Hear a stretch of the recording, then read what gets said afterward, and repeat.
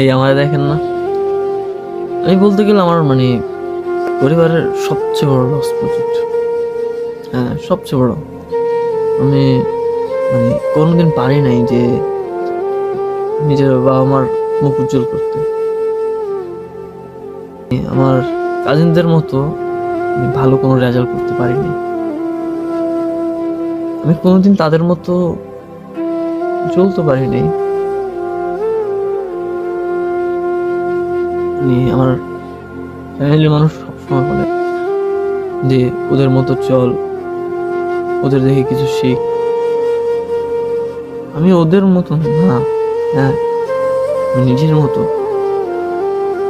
তবে তোমাদের কখনো জানতে ইচ্ছে হয়নি যে আমি কেমন, এরকম কেন এরকম হয়ে গেছি। কিন্তু আমি এরকম ছিলাম না যেমনটা এখন আছে।